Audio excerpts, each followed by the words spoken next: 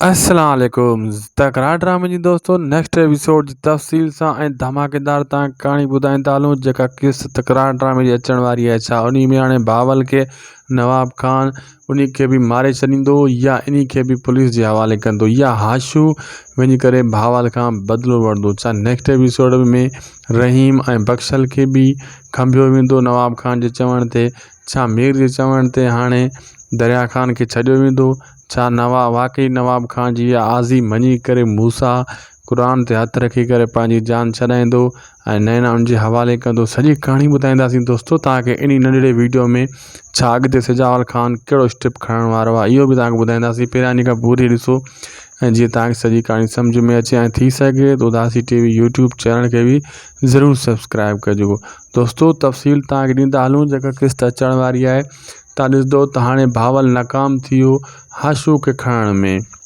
हाणे जेको आहे बावल जे पोयां नवाब खान पाण वेंदो ऐं उन खे ॻोल्हे करे उन सां विढ़ण जी कोशिशि कंदो, उन खे पूरो करण जी कोशिशि कंदो। ऐं जेका ॿिया वांगारू हुआ उन्हनि जे पोयां हाशू ऐं ॿिया जेका हाशू सां गॾु वाठा आहिनि नवाब खान जे चवण ते उहो उन्हनि खे ॻोल्हींदा, उन्हनि खे कुटको ऐं सटको ॾियण जी पूरी सघ रखंदा ऐं कोशिशि कंदा। बिल्कुलु दोस्तों मीर वरी वञी मिलंदो नवाब खान सां नेक्स्ट एपिसोड में। इहा ई ॻाल्हि कंदो तूं दरिया खान मां हथु कढ, बाक़ी मूसा जो हथु तूं तॾहिं कढजांइ जॾहिं मां नैना तुंहिंजे हवाले कंदुसि। मां तोखे ॾिसां बाक़ी तूं भरोसे लाइक़ु आहीं या न। नवाब खान इहा ॻाल्हि मीर जी मञी वेंदो ऐं दरिया खान मां हू हथु कढंदो ऐं पोइ जेको आहे बाद में वरी मीर मिलंदो वञी मूसा सां।